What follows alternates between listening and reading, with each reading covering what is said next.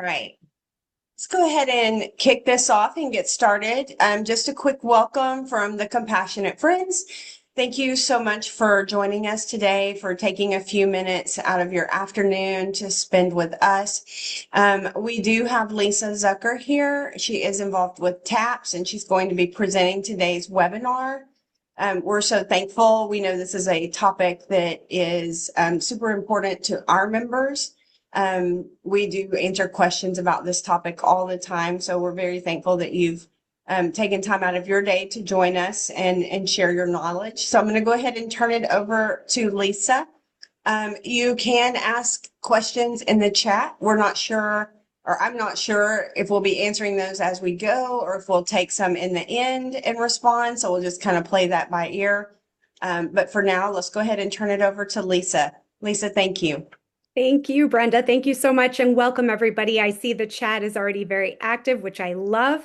I do enjoy presentations where it feels like a conversation, so please feel free to keep that chat going. Certainly, if you have questions, I will try to catch them while I'm talking, and we also should have a little bit of time at the end for some Q&A as well. If you're comfortable, I would love for you to just take a moment to share the name or names of who you're remembering this holiday season and what your relationship is to that person or to those people. So I am Lisa Zucker. I am the Director of Training and Education at the TAPS Institute for Hope and Healing. In addition to the more than 20 years of professional experience, I carry to my work my lived experiences that have really shaped me as a person and professionally. So I'm remembering my dad who passed in 2019, my brother Andy, who died traumatically and suddenly in 2021, and my mother-in-law, who I was the caregiver for before her passing in 2023. So I share membership in this grief club that none of us want to be a part of. We will be talking about healing and comfort through the holidays, but it's important to note that anytime we talk about grief and name or label these feelings, that it is natural for grief to come to the surface. So I encourage you to just settle in, get cozy. I like to use a grief transition ritual when I invite space to be in grief. What I do is I light a candle, which I have over here, and then at the end of the webinar, I'm going to blow out that candle as a way of transitioning myself back into my day. Sometimes that works really well for me. Other times grief lingers a little bit longer, but just find ways to make yourself most comfortable while we dive in. All right. I always like to remind everybody that grief is different for everyone. So the advice that I share is built upon my professional experience and my lived personal experiences, but not everything is going to be a perfect fit for every person. So take what helps you, and anything that does not help you, just leave it behind. Let's talk a little bit about grief before we dive into the healing piece. So, this is how we want grief to work. We want grief to have an end point. We want it to be a series of stages and check boxes that we can move through and know when it's going to be over. We want this straight path, but we also know that that's not actually how grief works. Grief is disorganized and confusing. There are moments where we feel like we're making progress and where we're finding peace, and then other moments where we feel that upsurge of grief again. Some people call them waves or grief attacks. A lot of times in the professional world, we call them STUGs, sudden temporary upsurge of grief. And what I often try to make sure people understand is that those sudden moments where we have that upsurge of grief, those are not steps backward. Sometimes people say, I feel like I've taken a bunch of steps backward in my grief. That's not what that is. It is part of the movement forward. I like to give the example of when you're climbing up a mountain on a path. That path naturally will have dips in the road. It doesn't mean that you're walking back down the mountain. Those dips in the road are part of the climb forward. So just don't set up a tent in those dips, but they are a part of the grief process and they are natural. One of the really important parts of grief that I like to highlight, especially during the holiday season, is just how physically and emotionally exhausting grief is. Is that something that all of you have experienced? You can feel free to, write something in the chat about that. I think people are surprised by this when they have their first traumatic loss. which many of you are here who have been through something that was quite traumatic. And so that grief exhaustion is real. It makes it hard for us to concentrate. It makes it hard for us to be able to move through our day. And so I just want to honor that because I think so many of us feel it. And it's important to make note that that happens to many of us. So, the holidays being the most griefyful time of the year, I like to say that everybody has a time of year that's extra griefy. For me, my grief season is the summer. That's when all of my birthday, my brother's birthday, my dad's birthday, and all of my losses took place. July, August, these are the hardest months for me. But the holiday season brings this extra griefy piece too, right? So during the holidays, we're surrounded by so many reminders of what is not here. It's all those little moments that happen very often for people that happens in the dreaded grocery store or in our car. So sometimes we'll hear songs or we'll see those pictures of families gathered around a table. Those parts are really hard. And what we tend to notice is the anticipation leading up to the holiday can often feel the most stressful, even more than the holiday itself. So I'm curious how many of you have experienced that. For people who have experienced a holiday season already at least once since your loss, was it the lead up to the holiday or the day after or the after effect that was most challenging for you? And knowing this, if you know that anticipation is difficult, what steps can you take to support yourself through it? I see a lot of people saying lead up. Okay, so that's why I have this slide. I think many of us, that lead up is so hard. One of the things that I've heard people do is to either drive a different way to the grocery store, go to a completely different grocery store where people don't know you. It could be that you go during off hours. It could be that you just start using Instacart. I know for my family, my mom went through a period of time where it was Instacart only. She was ordering her groceries. She was not stepping foot in the grocery store. So for everybody, that piece might be a little bit different. So it's important just to recognize that is the time that's most difficult, that lead up part, if that's how it is for you, and then try to make accommodations for yourself so that you can figure out a way to be able to manage those feelings. I see people saying anxiety. Yes, anxiety is often the feeling with that anticipation that comes up. And so we're going to talk about some strategies to manage that too. One of the pieces that I think really is difficult throughout the holidays are those secondary losses. And so, if you haven't heard the term secondary losses before, what that means is the primary loss, of course, is the person who's no longer here.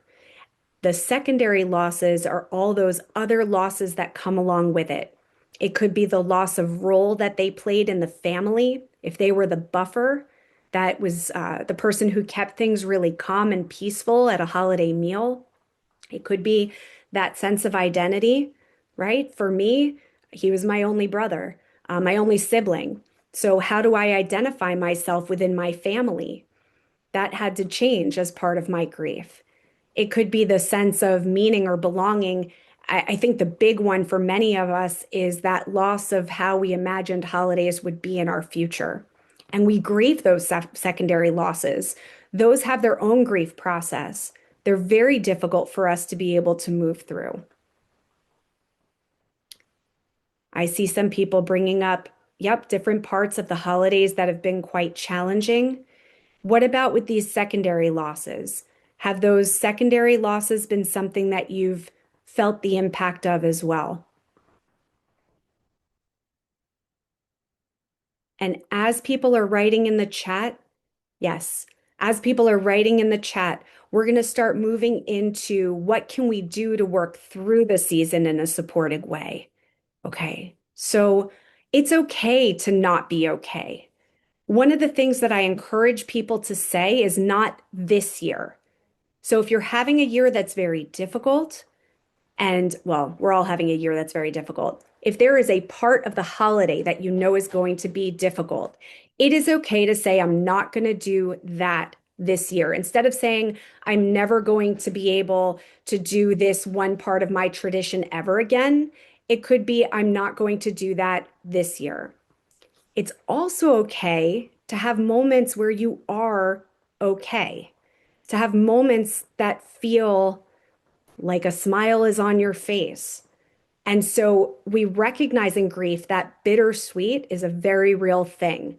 We can have these moments where we feel joy, where we feel connection or calm or peace.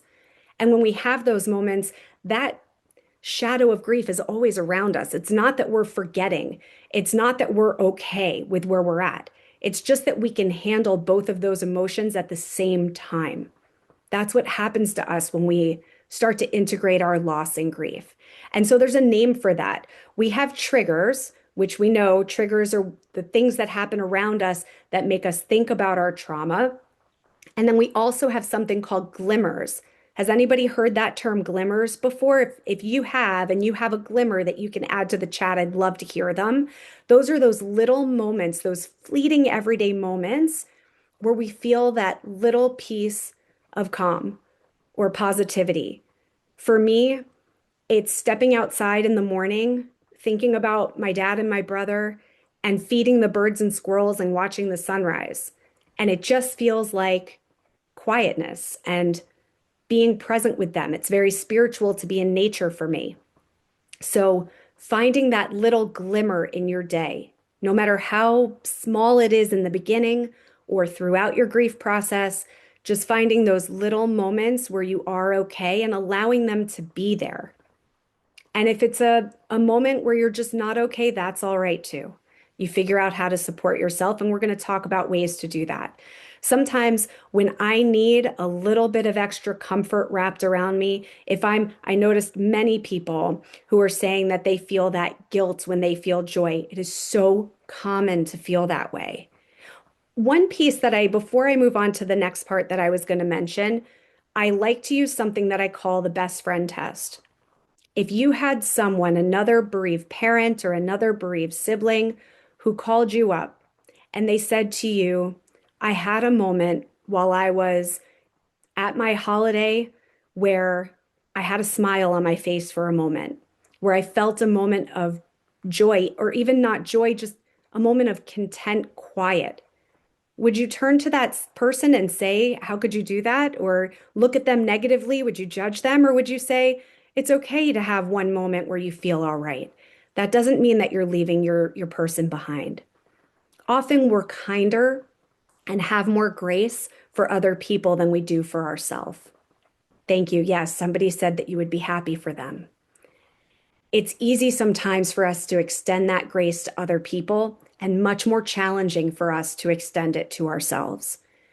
But it is important. So I do encourage you to try that if you just have those moments, to allow yourself to be in them for while they happen. So when I need that extra bit of comfort wrapped around me, sometimes I'll grab something that belonged to one of them. I sometimes I'll take my grandmother's bracelet and wear it if I'm going somewhere and I just want to feel her close to me. Or for a long time, I only wore my brother's t-shirts. We call those linking objects. Those are objects that belong to the person, that help us feel that connection with them.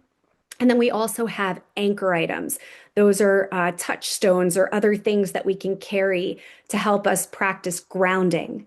Is that something that you all have had experience with? Is there a linking object that I see somebody wears their son's ring?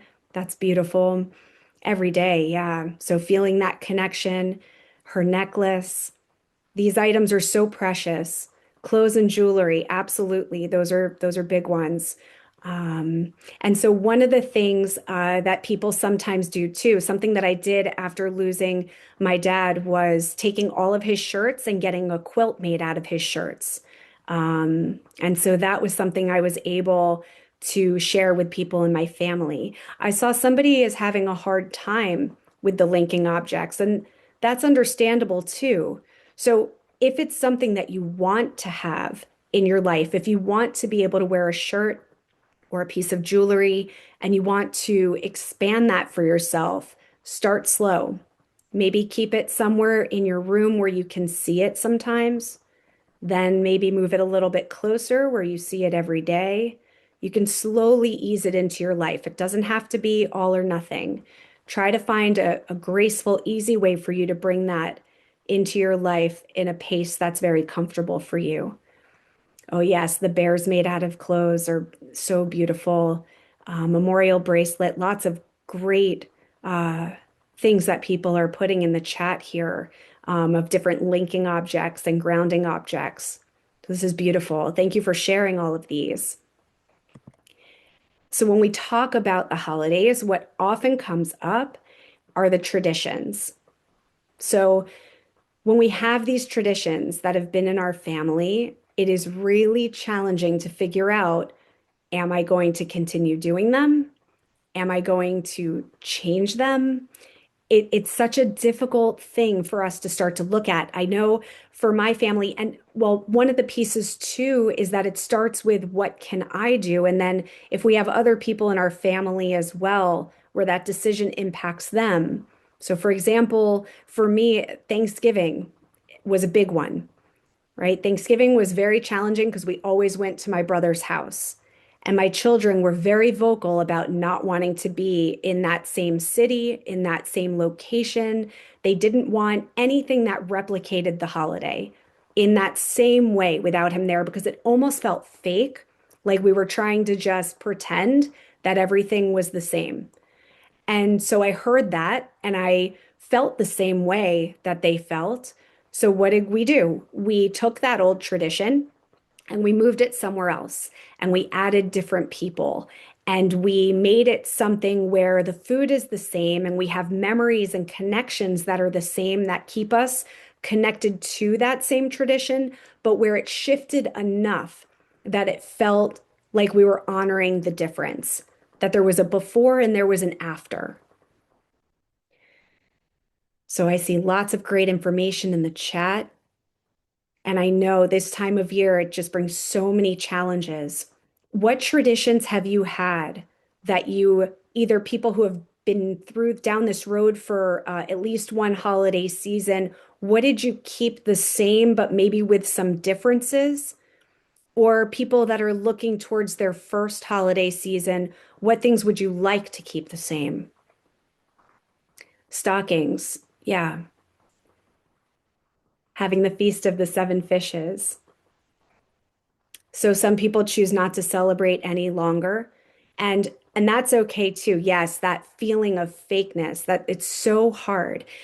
If you choose not to celebrate, what I encourage you to do is to be kind to yourself, that that's what you needed this year, and to say, this year we're not celebrating. You don't want to exclude it forever because we never know what moments or people or transitions are going to happen in our life. But this year, we're not doing it. That's okay. So some people brought back stockings, doing some of the same traditions. That's beautiful. Yeah. I do love that you use the term, I can't move forward, right? We never move on. It's very important to recognize that in grief. We move forward with our loss, with our person. We carry all of this with us. And what grief is figuring out how do we keep taking steps, bringing it with us. Okay, so what about new traditions? Not as a way of replacing what was, but more to coexist with holding the memory of what was. So sometimes people say that they put a candle on the table. A lot of times I hear people say that they'll still buy a gift for the person, and then they'll donate it somewhere to a person who's in need. For my family, that's usually food. So we'll make a sandwich or make some kind of a meal and give that to someone in need. I see people donate in their memory. And yes, taking out the ornaments is hard. New tradition. Yes. So having a tree that's all their own. Yep, that's beautiful. Writing a letter to them every Christmas and putting it into the stocking. These are all great traditions that honor what is not there, right? Honoring our love that is still very strong even without the person present. So somebody mentioned travel. travel was a big one in my family as well. Sometimes we just needed a new tradition of not even being where we've always been. I talked about Thanksgiving. What I didn't expect for me personally was that New Year's was going to be so hard without my brother. I did not see that one coming. I fully expected his birthday, the anniversary of his loss, the regular holidays that we think of with Thanksgiving and the December holidays. I did not expect New Year's. New Year's really hit me hard. And so that first year, not knowing that would be the case, I was just at home. And being at home reminded me of when I was a kid, and my brother and I would celebrate New Year's together. And it was too similar and it was too hard. And so since then, every year on New Year's, we are not at home. My family hits the road and goes somewhere because I need to be anywhere except for at my house. And so figuring out what those points are for you and what you can do to try to navigate through it is so important. As we think about these traditions, it's really helpful to pause and notice what we can control this season and what we can't, and to know how that shapes what we need. So, what can we not control? We can't control other people. We can't always control those upsurges of grief that I mentioned, the stug, that sudden temporary upsurge of grief. We can't control the strong emotions that we have towards certain traditions or events that no longer feel comfortable. And we obviously can't control that our person is not there. But what can we control? We can control the boundaries that we set for ourselves and the boundaries that we set with other people. We can choose what we do and choose to modify what we do, right? People had mentioned they chose to do something entirely different or maybe not at all this year. It's a choice that you can make. You can choose how you reach out for support, and you can choose how you increase your self-care. And so we're going to talk more about self-care. It's very important during the holidays. I know it's especially challenging. Bereaved parents and bereaved siblings, we feel such a strong pull towards guilt when we do things to take care of ourselves. But we also have to remember that we can't pour from an empty glass. So if you have other family that are a part of the holiday with you, if you recognize that honoring your person is best done by appreciating that we're here and that we can be there for others. A lot of times, making meaning from our loss comes from what we're able to give to other people who are going through it. I think that's one of the most beautiful pieces of organizations like Compassionate Friends or like TAPS where I work, is that we can give of ourselves and be among other people who have experienced something similar. I'm not going to give any spoilers, but I would love for you at some point to Google this phrase, why self-care isn't selfish. You will see so many different videos, articles, things that are written by professionals, things that are written on Reddit. I know that it's very challenging to view self-care as something necessary and not view it as something selfish. I know how hard that can be, especially when we're grieving.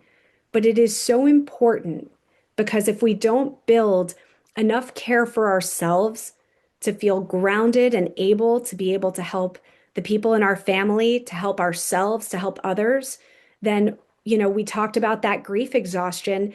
It's very hard to even get up and put one foot in front of the other if we're not doing everything we can to provide ourselves with self-care.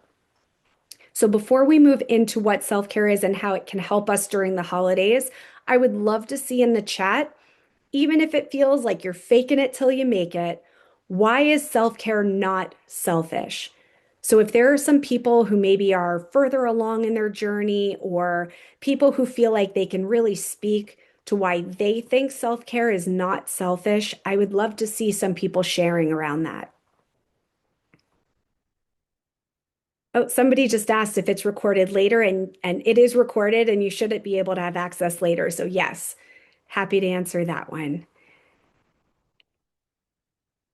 So what are some of those self-care isn't selfish? Does anybody have anything that they can add to the chat about that? It can also go back to that, the best friend test. What would you tell somebody else if they were grieving? Um, a friend told earliest part of her death, she told me to do something every day for myself. My son would have wanted me to take care of myself. Oh, I love this. Peace is my priority. Absolutely. I think that's so important. So when we talk about self-care and we talk about being okay, a lot of times people wonder, well, I'm not going to feel the kind of joy I felt before. And that might be true, but can you feel peace and can you feel contentment? You have to take care of yourself if no one else will. That is true. Oh, I love this. Our motto now is we do what we want. Yes, absolutely. You've got to put yourself first. And it's okay that you're not there yet. That's why we're all sharing so we can get each other there, right? We can support each other as we start that climb towards taking care of ourselves. This is beautiful. I saw somebody mention that their therapist asks every week, what did they do for themselves that week? I always encourage if you're having a hard time with that to-do list, try making an I did it list. This is something that one of my best friends also experienced loss in her life. And when she and I were spending time together, not long after my brother passed away, everything we did during the day, even if it was stepping outside and taking in some sunshine, she would say, check it off the list. We did that. So finding a way to just make yourself feel like you've got that accomplishment of self-care. Yes, routine is so important. These are beautiful. There's this Indian proverb, and don't stop in the chat. Keep these coming. But there's this Indian proverb that we have 4 rooms, and most of the time we step foot in one, maybe 2 of our rooms in a day. But what keeps us most balanced is if we can make space to just hop into each room one time a day. So we have the mind, we have the heart, we have the body, and we have the spirit. And it doesn't have to be something huge, right? I'd love to hear how you spend time in each of those rooms. What does your self-care for your body look like? What does your self-care for your mind look like? I started listening to podcasts. That was something that really helped me to step into that mind space. Yoga, yes. Exercise, for sure. You all get credit for stepping into the heart space by being here with me today. So you get to check that one off of your I did it list, which is awesome. Spirit, it could be nature, it could be religion, it could be whatever feels spiritually connected for you. Yoga can be spiritually connected for many people. Whatever it is, how do you already step? Oh, yeah, Anderson Cooper's podcast and journaling. These are great. So these are ways that you already step into those rooms. Stained glass, beautiful. What I also want you to think about is where are you not spending enough time? Sometimes 1 or 2 of these rooms will feel easiest for us to step into. And it's important for us to figure out where do I need to make a little bit more time? And what would it look like to step into those rooms? So if you are someone where, most of the time it's pretty sedentary, maybe take a short walk here and there, but exercise is not a part of your routine. I don't want to hear that the commitment you're going to make to yourself is that you're going to do 3-hour workouts 4 times a week. That's not doable. I want to hear I'm going to step outside, take a deep breath, and maybe do some stretching or a short walk. Yes, hardest for some people is the heart. That is a very hard room to step into.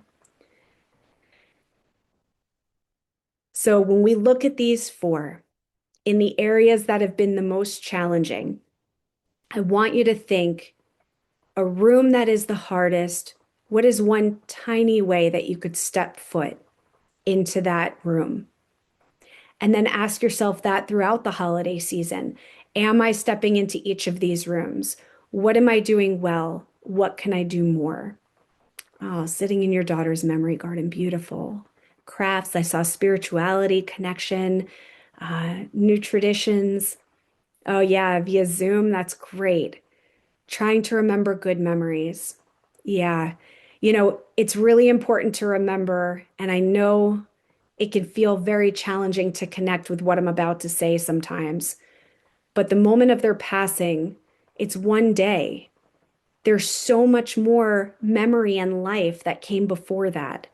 And it's important that we try to be able to allow ourselves to remember the good moments too.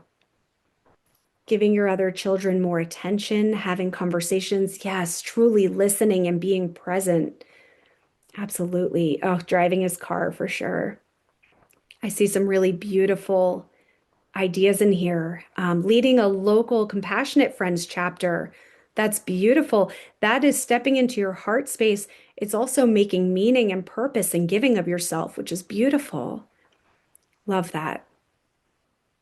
And so this leads us to the question of how do we ask for help? It is, I think, one of those really tricky moments because, I mean, how many times were you told in the beginning, if you need anything, just let me know, right? I call them the casserole brigade, the people that show up in the beginning and they say, if you need anything, let me know. I see somebody mention that their friends really helped them a lot through the, me too, thank goodness, because I don't know how my kids would have gotten from place to place. When I first lost my brother, I was not present. It took a minute, and my friends did jump in, and I was very grateful for that. But sometimes we get asked, what do you need? And we don't know. Because a lot of times in grief, we talked about the exhaustion. It also affects that. I remember somebody had written in the chat, grief brain, right? If we don't have clarity in our mind or energy, or if we can't think of the words to know what we need, or sometimes it's we know nothing is going to fix this. So, what is actually going to help right now? So, when you're asked, how can I help? Sometimes it's important to think a little bit outside of that box, right? It doesn't have to be a very clear and specific request. It could mean letting somebody know, hey, I'm not okay and I need support. I don't know what I need right now, but I know I'm having a hard time. It could be, could you spend some time with me? Um, One thing that I love to put out there to people is, I'm not looking for your advice. I just know that I don't want to be alone, or I'd like to share a memory about my brother. Can I talk about him to you? If you are not looking for advice, it's important to tell people that because a lot of times they just want to make you feel better. And so you'll get a lot of the shoulds. You should do this, you should do that. And my answer to that is don't let anybody should on you because there is no should. There's no right or wrong in any of this. A lot of this is survival and figuring out your own self care and your own needs as best as you can. So it's okay to say to someone, just share space with me. I just don't want to be alone. And if you feel like you need support and you're still not sure what it is that would actually help, put yourself in a space where you don't need to know what you need. So that could be going to therapy. It could be a peer support or a grief support group, such as going to a compassionate friends group or going to another type of group that's designed to just be supportive. By reaching out to a helpline or other space where everybody is navigating challenging moments without asking for something specifically. Many people called and said, if you need anything. And so, yes, if people are more specific, can I bring you dinner at such on Tuesday, right? It's easier to say yes or no to that. When people try to fix us. Yeah. And yes, oh, that's beautiful. Going to compassionate friends helps somebody realize that they were not alone. That's so true. This journey is incredible because you can be in a room full of people and feel extremely lonely. But when you surround yourself with others who are grieving a similar loss, you realize that you're walking that path among so many others and you are not alone. Somebody mentioned not wanting to feel like a burden, like you're projecting your grief onto somebody else. Sometimes the people who ask us how they can help, it makes them feel like they've done something good if they're able to help you. It's a gift to tell them, here's something that I need. So I've seen a couple people mention that fixing piece, right? and telling you how you should or shouldn't do things. I think it's really important to find some language around, I know that you're trying to help me, but what you're saying to me is not helpful right now. And what I'd rather you do instead is just be here alongside me, right? Just take me for a walk. I see somebody posted that men and women grieve differently. There are books about it. That is so true. Men and women do grieve differently, and individuals grieve differently, right? Back to what I had mentioned in the beginning, everyone's grief is different because it stacks on other grief that we've experienced. It depends on our coping skills. And some of it is just who we are in this world. It can be very different based on uh, our personalities or things that we didn't even know. I was always the biggest extrovert. After I lost my brother, I became quite introverted. I needed some solitude and alone time in order to recharge my battery. And so you have to identify what those things that you need are. And yes, we don't need fixing because we are not broken. That is so true. There is nothing that anybody else can say or do that is going to make all of this go away, right? We know that. The only thing that could make all of this go away would be to have our person back. So, what we need is support in walking our own journey, finding our path, figuring out what things are going to best support us through this holiday season and really through grief and life in general. There are definitely days where I can't people also. And we do have to wear that mask many times when we're around others. But I think it's also important to understand that as much as there's vicarious trauma where people can feel all of the emotion that we feel when we expose it to them, they also can feel vicarious resilience. Sometimes we share that pain and we talk about how we're supporting ourselves through it and we inspire and we teach somebody that when they go through their hard time, they will survive this too, right? Because everybody is going to experience something. Unfortunately, being among all of you at Compassionate Friends, I know that you've experienced the worst, but it's okay to allow people to understand that we are walking our path, we are supporting ourselves, and that when they have a moment where they're challenged in life, they'll be able to do that too. We don't always have to wear the mask. Sometimes it's a way to educate other people. And so, what I'd like to do now is to make a plan. One of the things I believe so strongly in grief is that predictability is extra important. Predictability for yourself by making a plan of how you expect. It has to be a flexible plan, but making a plan for what you would like to happen, but also predictability from whoever is hosting the holiday or wherever you're going to be. If you have to be around other people, try to reach out to them ahead of time if this resonates with you and ask them, I really, need to know how many people are going to be there. What are you expecting to do? Surprises are not helpful to me in my grief. I think that we can sometimes figure out a way to support ourselves through those stugs, those sudden temporary upsurges of grief, if we know exactly what to expect when we're in a certain environment. So creating that predictability is extremely important. So we're going to make a plan. And I would love for you to put things in the chat. I would love for you to take notes either on paper or just within your mind and start thinking about the first one is, oh, I love that, planning a party. Yep. So that you keep busy in that lead up because we talked about the anticipation. Absolutely. Start thinking about what you can do to amplify your self care. So, we talked about why self care is important. When we know that it's an especially emotional time, that self care needs to be upped. If you need to go for a massage, go for a massage. If you need to have more space, right? We talked about having some solitude. That's okay too, as long as you're not isolating. If you need to reach out and join a group or you need to talk to someone, do that. If you need to take more walks, whatever it is.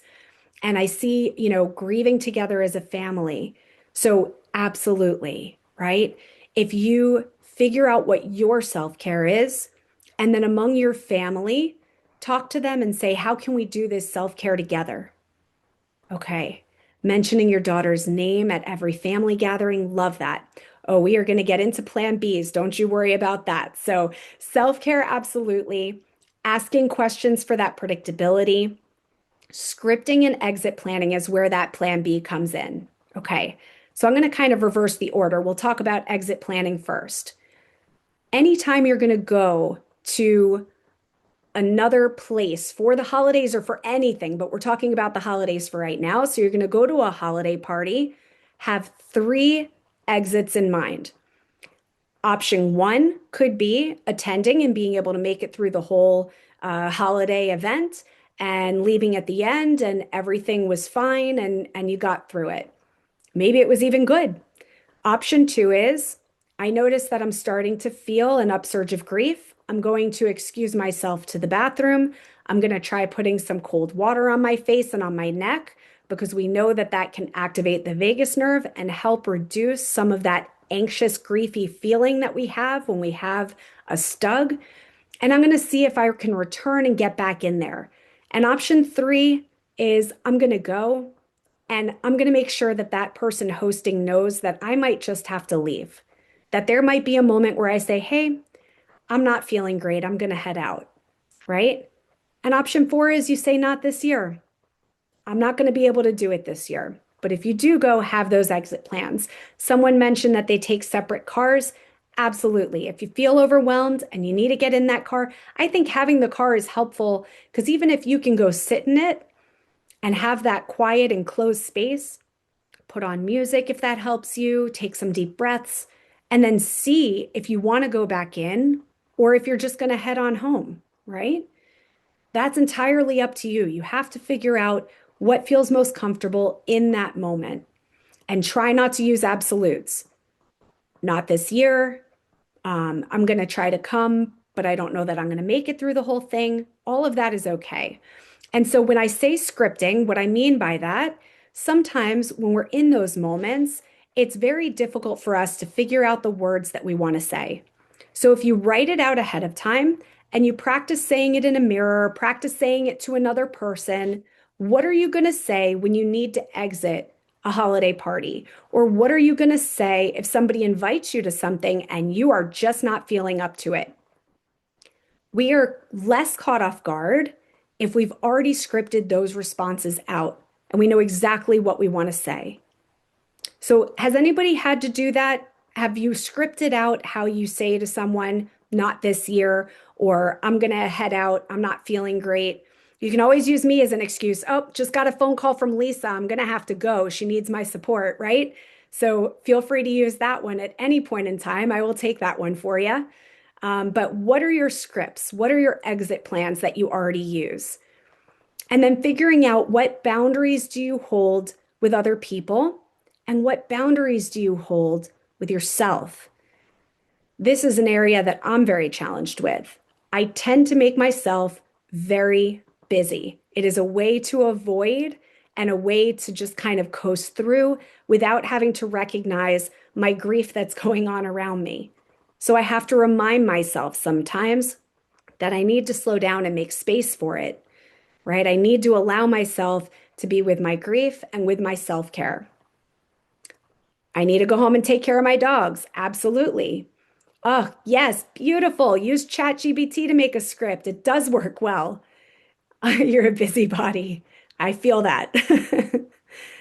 Absolutely. But have those scripts on hand because then you know what you're going to be able to say in those moments instead of having to try to come up with it in the moment. That can be very difficult. All right. Boundaries with other people could be an entire webinar in and of itself. It's very hard sometimes to have boundaries with people in our family, with friends who are well-meaning. Sometimes they don't say the best things, or if they're complaining about their family members, it can be very difficult to listen to. And, holiday meals and events can be stressful even before we go through these experiences. So having boundaries becomes even more important when we have this added layer of grief. So figure out what those boundaries are for yourself and how you're going to be able to implement them. Most importantly, what I hope that you take away from today is that we heal through the holidays by honoring our loved ones while also caring for ourselves, right? We heal by knowing that grief and joy can coexist. We know that life can be bittersweet. I see full of adrenaline and cleaning, yes. Listening to the fun times, yeah, very hard to listen to other people, whether it's good or bad, right? People complaining about their babies, but also people celebrating them. Both of those can be very hard because it reminds us of what is missing. So, what do you do in those moments? The people who said that they have a hard time listening to others talk about good stuff and bad stuff about their children. What things do you do to support yourself through that?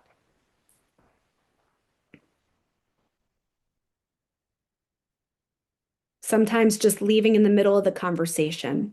Yeah, because you might say something not nice. Another, trying to exit the conversation. Absolutely. Leave. So, exit plans all day long. Talk to my husband. Yep. And tell him I just need to vent. Absolutely. I don't need advice and I don't need you to fix it. I just want to share how I feel. Trying to be present and act like I'm happy for them. And maybe in some way, sometimes you can be, right?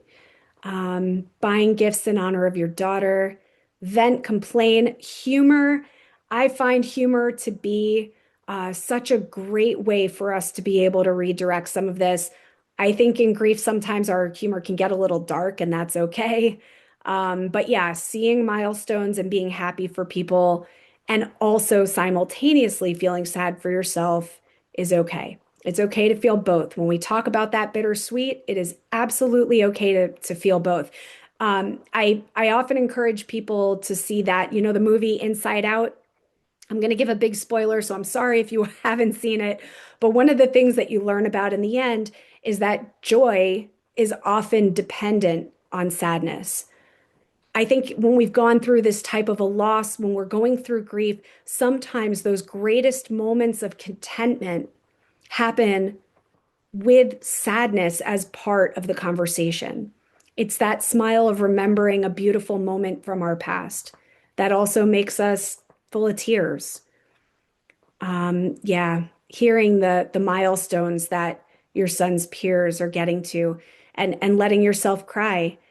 Absolutely, making space, that is part of self-care. When we talk about stepping into that heart room, some of that is just meeting yourself where you are at. If you need to have a good cry, you cry. And if you express sadness in a different way that's not crying, that's okay too. Buying a gift for your granddaughter from her aunt, absolutely. Yeah. So choosing what traditions, rituals, and moments are going to bring you the most comfort and taking those small intentional steps that make holidays more manageable. It's important to let go of what feels overwhelming this year, right? To say not this year and let go of what is outside of your control. Prioritize that self-care, prioritize connection where it matters most. And the absolute greatest gift that you could give this holiday season is to give kindness to yourself, to be patient with your process and with your journey, because we have to understand that grief is a lifelong relationship. And so we have a little over 10 minutes left available. I'm going to stop sharing my screen so that I can see, well, you can see me more clearly. And I would love if you have any questions that you'd like to share in the chat, I'd be happy to answer them. I think we went over some really important points. I love how much you shared in the chat. I think it's really helpful for you to hear each other because your experiences matter and they support each other in figuring out what steps can best be made this holiday season as we cope with grief during the holidays. So, any questions? I'll give a little space and time to see. I'm going to go back a little bit in the chat too and make sure that oh, thank you so much for your kind words. I appreciate that. So while we're waiting for any questions, I would love if you could add in the chat. I know I kind of went over this ad infinitum, but I would love to hear if there's one little thing that you're planning to do this holiday season to add to your self-care. Okay, and we have a question. And it is, how do you manage being present for others when you struggle to maintain your own sanity? Amen. It's not easy, right? So, this is something that I think we all do in a different way. It depends on what your coping skills are. I try to create office hours where I am away from everything and everyone and I can just attend to my grief, and that is my time for that. For me, it's with a yoga therapist, and she does yoga and therapy with me. And so that's a time that I really release a lot of my grief. And for me, also, it's making sure that I go out and have that time in nature, feeding the birds, feeding the squirrels, watching a sunrise or a sunset, breathing in the fresh air, making that space for myself is how I try to practice enough self-care that I can be present for others, for my family especially. I just want others to know there will be peace at times. That's beautiful. Thank you. Um, After many years, I still freeze when someone asks me, are you ready for Christmas? How was your Thanksgiving? Yes. So difficult questions, and it becomes a choice. That choice could be wearing the mask with certain people where you say, sure, it was fine, right? That's what we always like to say. I'm fine. Everything's okay. I'm fine. Or it could be that you have a moment where you educate. You say, I don't know that I'll ever be ready for a Christmas again, but thank you for caring and for asking the question. Maybe you give them some idea of something else they could say instead, like wishing me a peaceful Christmas would probably be better than asking me if I'm ready. Okay. Do you have children? That's a tough one. What I often hear, because somebody asked, what's a good response when you meet somebody and they say, do you have children? My feeling is you absolutely have children. I encourage my mom to say she has two children, right? Me, who's here, and my brother, who's here spiritually, but no longer physically. And the reason for that is all of these things that we've talked about with traditions, with memory, those are still moments of parenting. When you honor your child's memory, when you take care of their legacy by donating or doing for others, all of that is how you continue to parent your child in this world. Even visiting the cemetery, all of those things that we do. Um, I see somebody asked, feeling like you need to lay in bed for a day and not feeling able to, because everybody thinks it means there's something wrong now. Oh boy. I don't know how our society ended up here where we think that grief is just over and done in a year, but the reality is that it is a lifelong relationship, right? Everybody else's life continues to move on and they expect us, they want us to be okay. They want us to just, okay, a year is over. Can you just keep carrying on now? And the reality is, it's forever. We have to figure out how to integrate it, but it's forever. And so I think it's important, again, just to figure out those moments. There are going to be some people where you're able to say, hey, what you're doing is not helpful. Let me explain to you what would be more helpful. And there are other people where they just don't get it, and you have to allow them to just show themselves to the door. Okay. Yes, somebody honored what it is to now be the only child, as I am myself, and having to take care of your parents. Yeah. And the fear of falling short. I mean, I think as long as we're carrying our sibling with us and always doing the best we can, that it's not possible to fall short.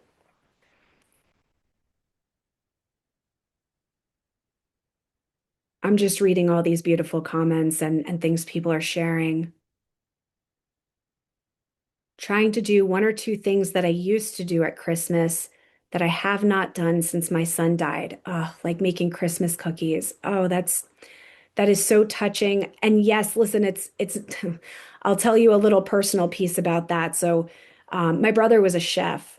Getting back into that kitchen after I lost him was so hard. It's hard every single time I have to step foot in the kitchen, especially to make a holiday meal. So having that little bit, just this year I'm going to make the Christmas cookies, or this year I'm going to make the mashed potatoes for Thanksgiving. And then eventually one day you find yourself like I did this Thanksgiving. I made the whole meal. I put on my brother's music. I had on the parade while it was on because that's something him and I enjoyed together. I shed plenty of tears, and it was not just while I was cutting the onions. So, allowing ourselves to just be where we're at. It's very hard having another family member who doesn't want to talk about it and says that you need to get over it.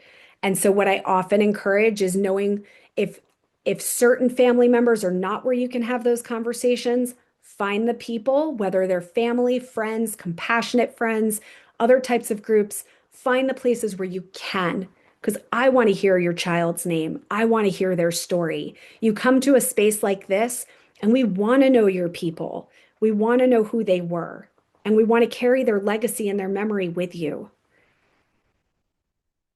Somebody asked, how do you answer those questions without breaking down and that you cry every time? Well, crying might be okay. I also think the more that we practice it, I wasn't able to say that I lost my brother traumatically and suddenly without breaking down into tears also. But we rehearse it, and that's that scripting piece. When we get used to saying something, it becomes easier for us to have that conversation sometimes. Follow-up questions. How old are your kids? That one really just depends on what you're comfortable with. I've had moments where I just didn't care if I was going to make the other person uncomfortable, and I told them the truth. Yeah, my brother was 45 when he died, and so he's no longer here. And that person might be shocked, but it might influence the way they have that conversation with somebody else in the future, and I'm kind of okay with that. And then there are other moments where I'm just not ready to get into it, and somebody says something like, "Oh, well, how old's your brother?" Or in your case, "How old are your kids?" And it's okay to say, to tell the truth, this is how old they are, right? Or to say, not something I really want to get into right now. You are entitled to have that boundary. We always think we have to answer everybody's questions up to the point that they stop asking, and that's just not true. It's okay to say, "Oh, I really have to run, but thank you so much." Find those excuses, script them out. Ask ChatGPT, as somebody suggested. You do have to remember the sibling is hurting too. It is very hard to be a bereaved sibling. Absolutely. This is what I hear the most. Somebody mentioned people are afraid to say our child's name and share memories because they think that they're going to hurt us, as if you're going to be reminded that you're grieving, right? I think it is important to open that door to say, hey, we are grieving no matter what, but it actually is helpful when people say the name of our child or share a memory of our child. Even if we cry, we prefer that over the silence. You have to instruct people. They don't always know that. They think that they're doing the right thing by saying nothing. Uh,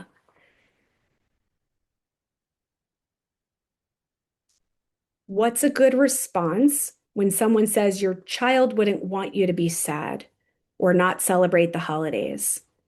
That's a tough one. And it depends on you and how you like to respond to that. Some ideas would be you could say something like, well, I think maybe you don't know what my child would want. Or, yeah, that might be true. My child might not want me to be sad, but that's where I'm at this year. We'll see what happens next year. It's okay to be fairly dismissive of people like that. Asking the person, have you lost a child? And then they don't judge you. Absolutely. Yes, my child will want me to do whatever they want me to do. Goes back to our motto, we do what we want. I love that. Don't let anybody should on you. Don't let anybody judge you. Being blunt is okay sometimes. Finding humor is okay sometimes. And yes, my child would understand. I love that. It's okay to be sad. It's okay to be happy. Yes. And listen, a lot of times this is permission that those other people need to hear, because someday they're going to have a moment where they're going to need to know that it's okay to be sad too. And so, with that, we are just approaching 1 o'clock. I just want to take a moment to tell you all how grateful I am to have shared this time in this space with you. I really appreciated it. Thank you for letting me be a part of the conversation during your holidays. Thank you to all my other bereaved siblings out there. Thank you to all the bereaved parents. I think my mom is on here, so thank you, Mom, too, for being here. And I just appreciate you all. And Brenda, thank you for allowing me to be a part of Compassionate Friends today and present for all of you. All right. Thanks so much, Lisa. This was really informative, even for me from a learning standpoint. And I just want to echo one thing. And I talked to a lot of people who ask some of these same questions that came up in our chat. And I just want to encourage everyone to educate people because people don't know sometimes what they don't know. And so education is just imperative, and it is okay to say, that's not a question I'm okay with. Or if you ask that question, be prepared for this type of answer.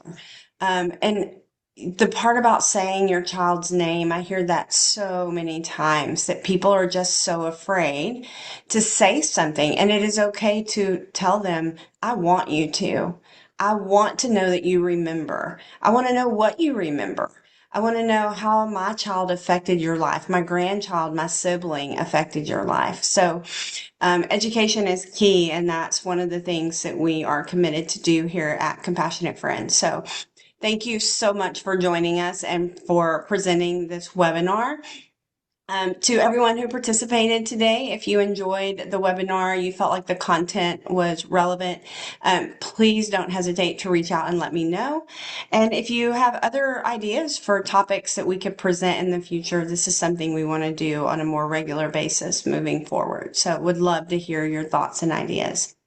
Thank you again. It is 12:01 Central Standard Time, so we will close for now. If you have additional questions or thoughts or concerns, please don't hesitate to reach out. You can email me anytime. Thanks again, Lisa. Thanks, Thanks, everybody. everyone.